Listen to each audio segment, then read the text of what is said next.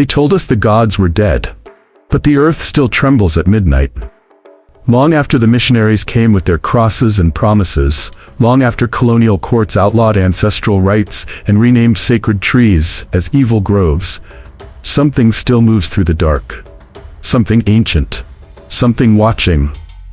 If you listen closely, when the world quiets and the sky holds its breath, you can still hear the low rhythm of a drum no hand is playing. See shadows shift beneath the moonlight. Feel the old power humming through the land. The night, in African cosmology, is not just darkness. It is spirit time. And midnight is the sacred hour. Not absence, but presence. Not silence, but ceremony. What if the spirits never left? What if the silence of the temples is not absence, but waiting? Why do elders still whisper warnings about walking certain paths alone after dark? Why do the stories of midnight footprints in the sand, masked figures vanishing without a trace, and voices calling from the forest continue to surface, generation after generation? What is it that shrines, masquerades, and dreams have in common? These are not tales invented to scare children or entertain travelers. These are fragments of memory, signs from the ancestors, proof that something sacred still lingers. This is not folklore. This is memory. This is mystery.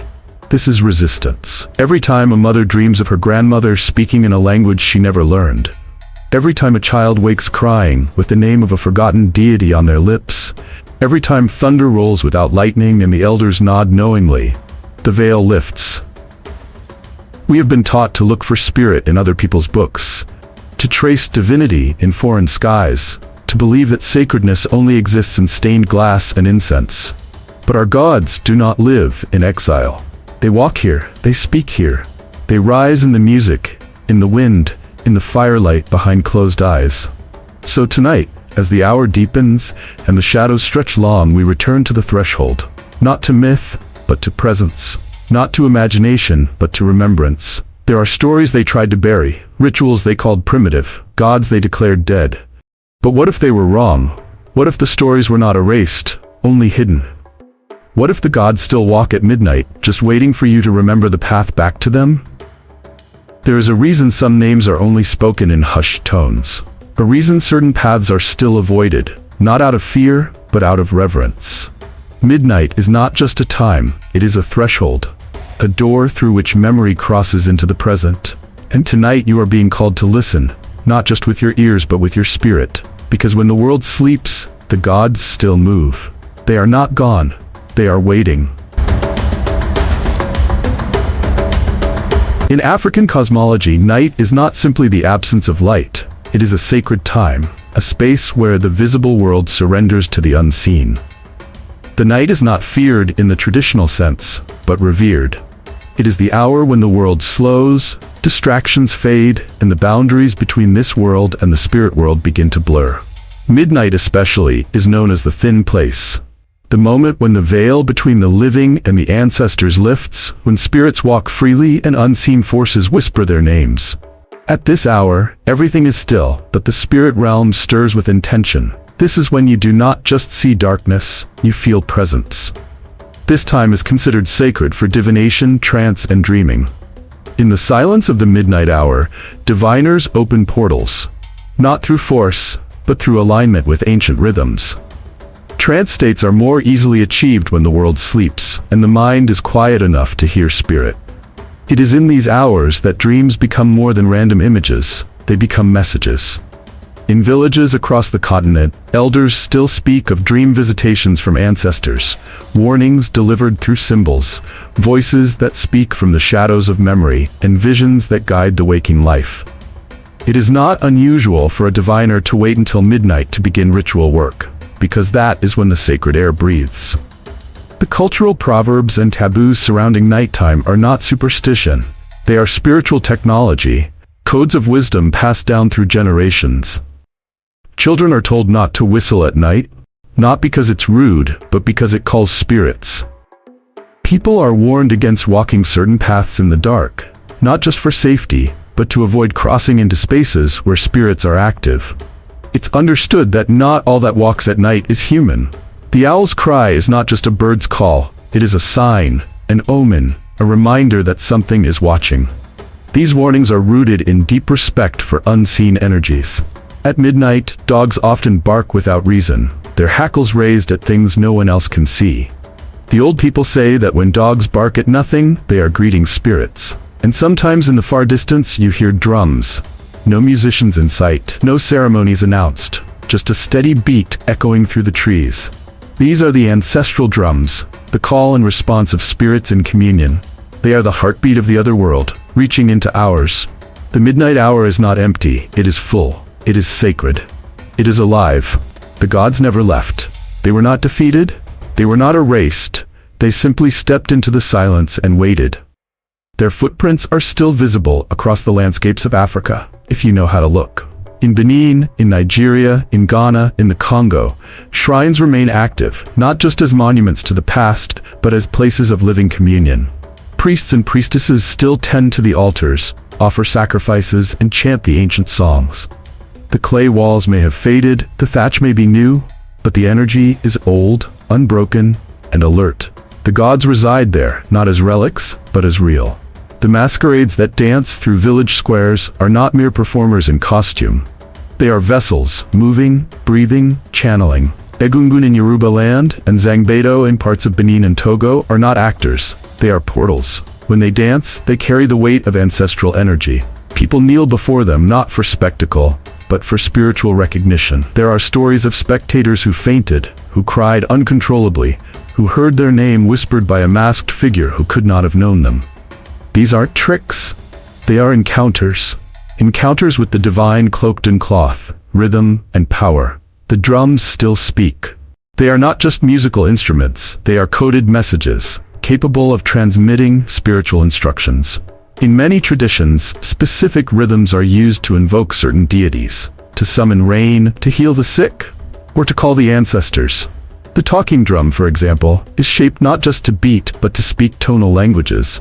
In the hands of an initiate, it becomes a mouthpiece of the gods. Communities know when the beat changes that the spirit world is speaking. The drums tell stories no words can. In secluded places, elders still disappear for initiations. They go into the forest or into hidden compounds and return changed. Their eyes look different. Their voices speak with more depth.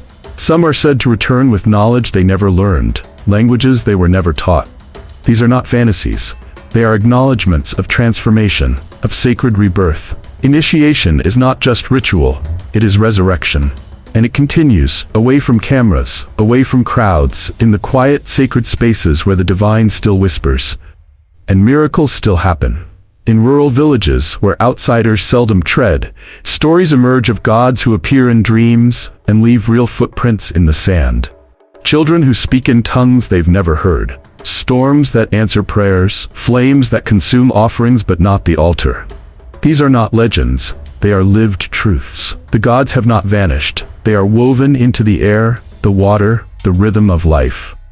If you listen, if you watch with more than your eyes, you will see their footprints too. There are elders who tell of nights when lightning struck 3 times at the exact moment a name was called. There are young people who, without knowing a word of their ancestral language, speak fluently in trance. A woman once blind from birth is said to have seen only after touching a sacred stone by a shrine. These are not metaphors, they are moments. Evidence not of superstition, but of power. A power that endures not in textbooks, but in the blood memory of a people whose gods never left, because they never needed to return. They have always been here. There was a time when to speak the names of the gods was to risk everything. When colonizers came to Africa, they did not just take land or gold. They waged war on memory. The first assault was spiritual. Missionaries entered villages with Bibles in hand and fire in their hearts, determined to turn shrines into ruins and gods into devils. Sacred groves were burned, not for agriculture but for cleansing. Trees that had stood for centuries, repositories of ancestral presence, were cut down, their silence deemed suspicious. Rituals were outlawed, masquerades banned, and the songs that once called down thunder were silenced in the name of salvation. But the people remembered. Even when the groves were destroyed and the drums silenced, they whispered. In back rooms, behind closed doors, in the hush of night, the names of the gods were still spoken. Chants were sung beneath breath. Rituals once performed openly were conducted in secrecy. A woman might leave an offering at a crossroads before dawn. A man might pour libation beneath a tree no longer marked as sacred. These were not just acts of defiance, they were acts of survival. A spiritual underground was born, invisible to those who tried to kill it, alive to those who needed it. There are stories they tried to bury, like the tree in Ghana that was said to speak, not in metaphor, but with voice. Elders remember it giving counsel, refusing to be cut. It was finally felled by colonial axes, but the area has never known peace since. Or the tale of the lightning god in Dahomey, who struck down a European soldier attempting to desecrate his shrine. These stories were dismissed by outsiders as myth, but locals knew better. These were warnings, these were signs, these were the gods demanding to be respected. Even across the ocean, the gods followed. During the transatlantic slave trade, they were packed into ships, not in chains, but in memory. And when enslaved Africans were stripped of names, languages, and homes, they hid their gods in plain sight. In Cuba, Yoruba orishas were syncretized with Catholic saints, Shango with Saint Barbara, Yemaya with Our Lady of Regla. In Haiti, Vodun blended with Catholic imagery but never lost its core. In Brazil, Candomblé disguised deities beneath Christian feast days, allowing sacred energy to continue moving, hidden behind holy water and rosaries. Resilience has always been the secret power of African spirituality. It bends, but it does not break. It cloaks itself when necessary, but never dies.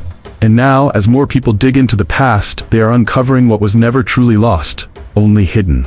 The stories they tried to bury are sprouting again like seeds planted deep underground, now breaking through the soil to reach the sun. The gods were never gone. They were simply waiting for the silence to end.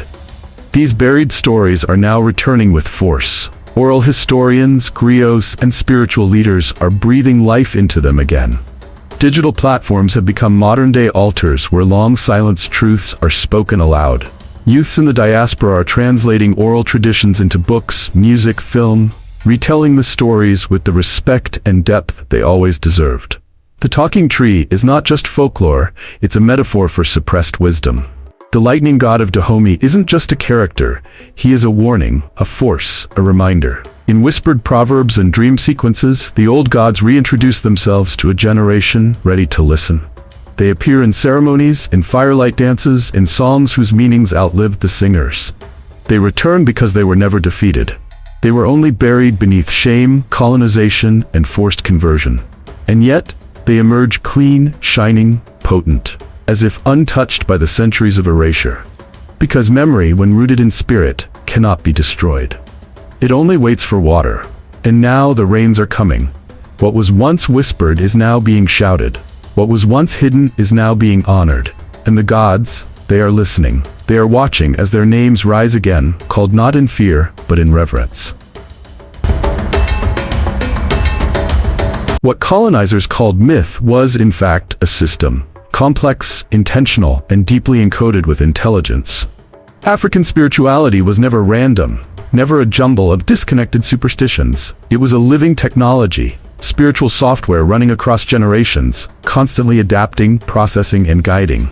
Systems like Ifa among the Yoruba, Afa among the Igbo, and Bori in Hausa culture were not just belief structures. They were networks of divine communication, spiritual intelligence frameworks designed to navigate the most intricate realities of life.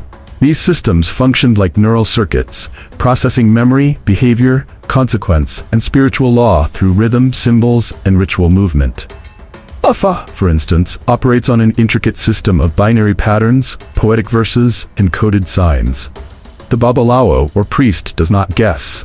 He interprets data, divine data, through Odu, a set of sacred texts with thousands of verses, each pointing to human behavior, destiny, medicine, and morality.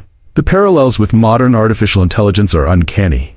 Just as AI uses algorithms and pattern recognition to process massive information, Ifa filters ancestral wisdom and spiritual truth through a system of divination that has survived for centuries. Always precise, always specific. Afa among the Igbo serves a similar purpose, guiding people through personal trials, community decisions, and moral dilemmas.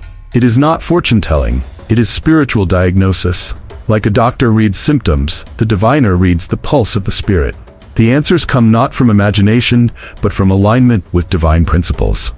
Bori traditions and Hausa culture allow spirit possession as a form of healing, releasing energies and restoring balance to individuals and communities. Each system has its method, its logic, its sacred calculus. The gods within these systems are not just characters or idols. They are forces, living energies that govern justice, fertility, creativity, and health. Shango represents law and lightning, a force of divine retribution and power. Oshun embodies water, beauty, and healing. Eshu is the messenger, the opener of paths, the guardian of choices. These deities do not ask for worship alone. They function as forces to be understood, partnered with, and invoked for guidance. Their interaction with humans is predictable, lawful, and responsive. This is not blind faith, it is sacred interaction governed by spiritual law. All of this is encoded not only in texts, but in language, rhythm, and movement.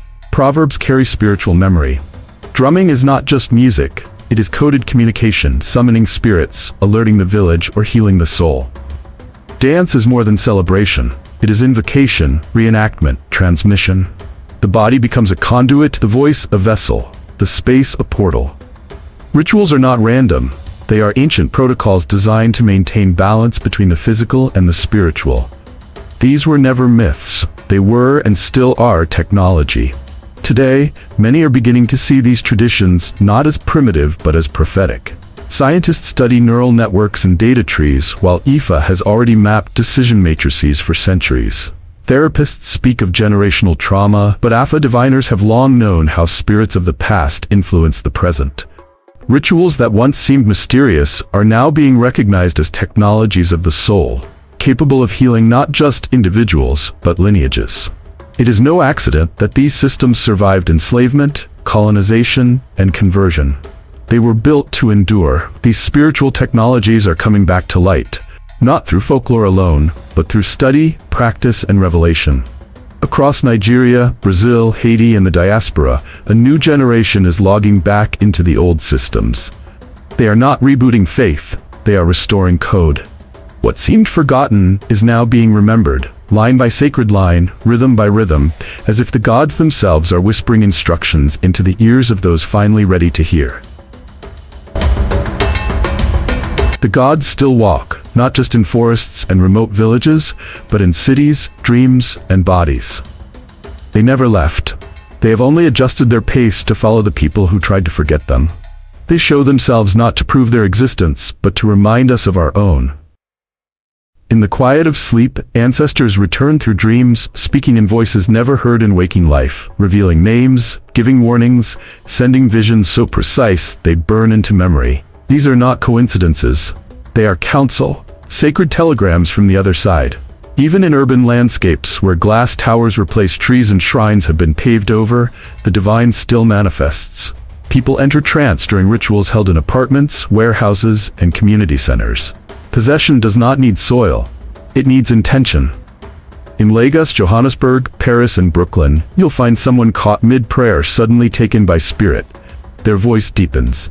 Their eyes shift. They speak with authority not their own. This is not performance. This is visitation. The gods arrive without invitation, but always with purpose. More and more young people are returning to the shrines, not as tourists, but as seekers. They come not for spectacle, but for answers.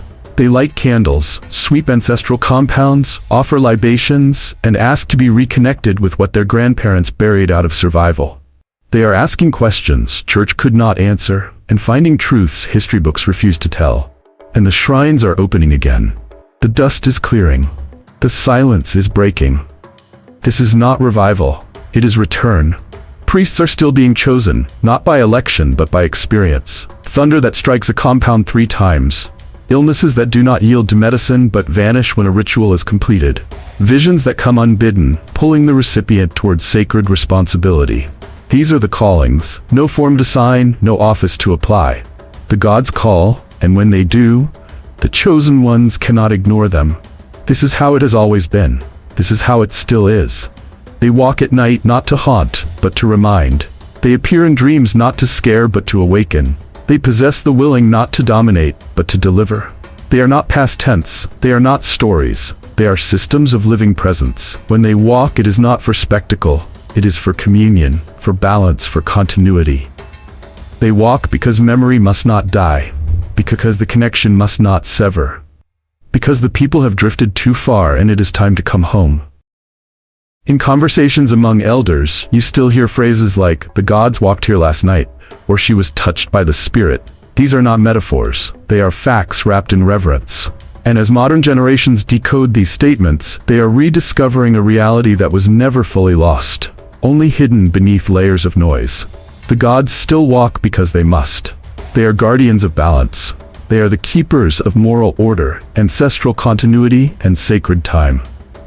Their steps echo to remind us that we were never meant to walk this earth alone.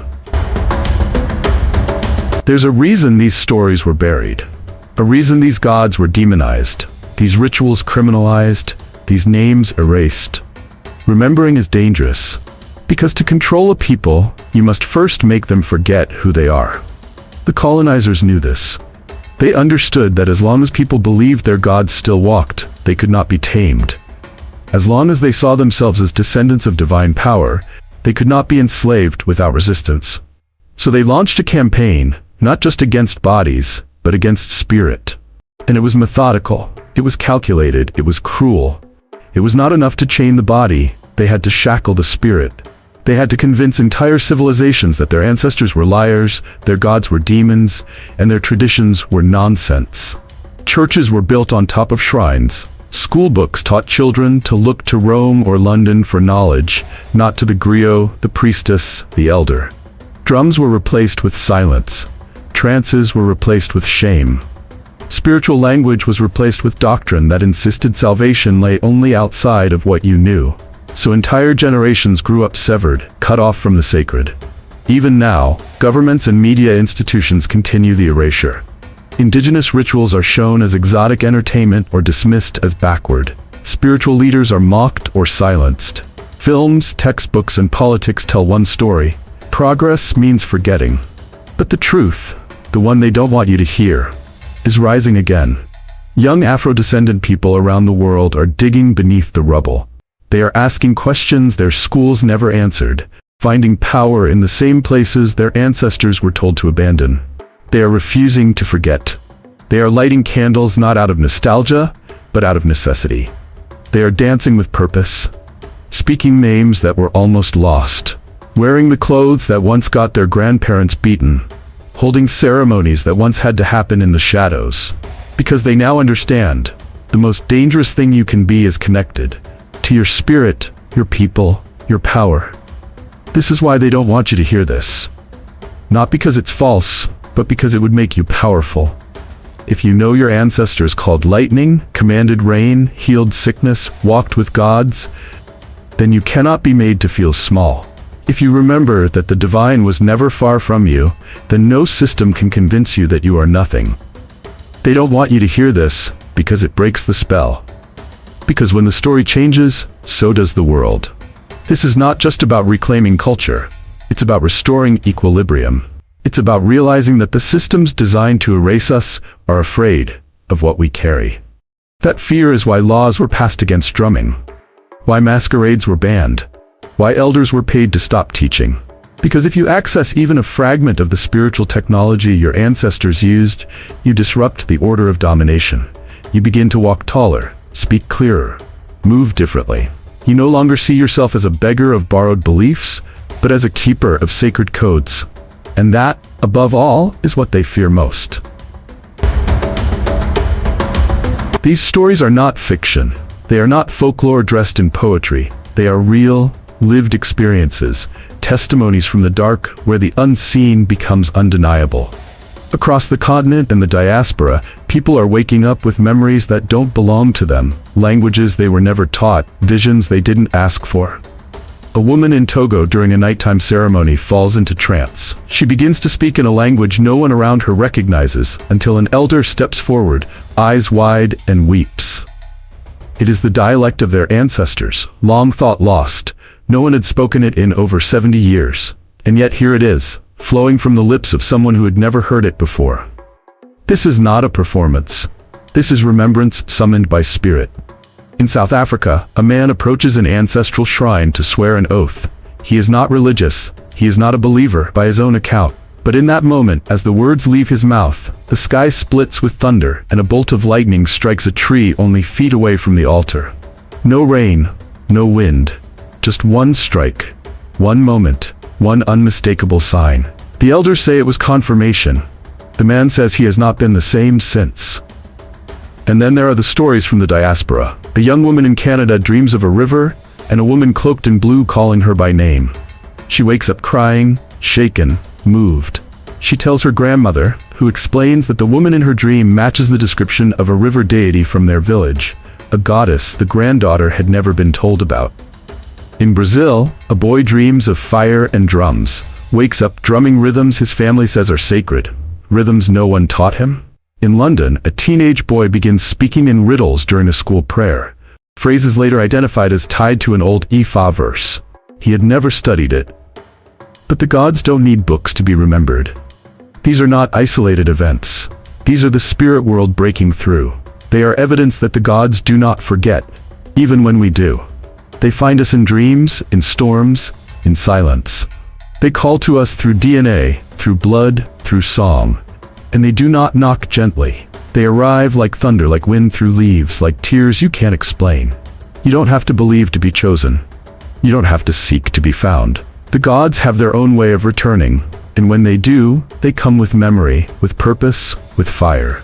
These are testimonies of continuity. Stories that pass through families like sacred heirlooms, stories that rise uninvited but necessary. They remind us that something old is still speaking, still guiding, still moving beneath the surface of the modern world. These stories do not ask for permission. They arrive because they must. They are reminders that the dark is not empty. It listens. It reveals. The gods do not sleep. They walk with us, in dreams, in music, in our bones. They move through our memory, our dance, our silence, and even when we forget their names, they never stop calling ours. This is not about worshiping the past. It's about waking up to what has always been within us. You are not here by accident. You were not born into your lineage by chance. The blood in your veins carries codes, echoes, songs, and truths that were never meant to be erased. You come from people who walked with fire in their hands and stars in their mouths. You come from gods who bled rain and breathed thunder. So now is the time to remember, to reconnect, to respect. To stand still long enough to feel what you've been carrying all along. The midnight hour is not just a time on the clock. It is a spiritual alignment. A moment when what is seen bows to what is sacred. If you've ever felt lost, scattered, disconnected, let this be your turning point. If you've ever doubted your power, your purpose, your presence, let this be your reminder. May your ears hear what your spirit has always known. May the midnight hour remind you you were never alone. And now, I pray for you. May the spirit of your ancestors rise to meet you in your dreams. May your path be lit by the wisdom that never died. May every forgotten shrine within you be rebuilt with reverence. May the gods who walk at midnight whisper your name with pride. May your feet find their rhythm again, your hands rediscover their offerings, your voice return to its sacred tone.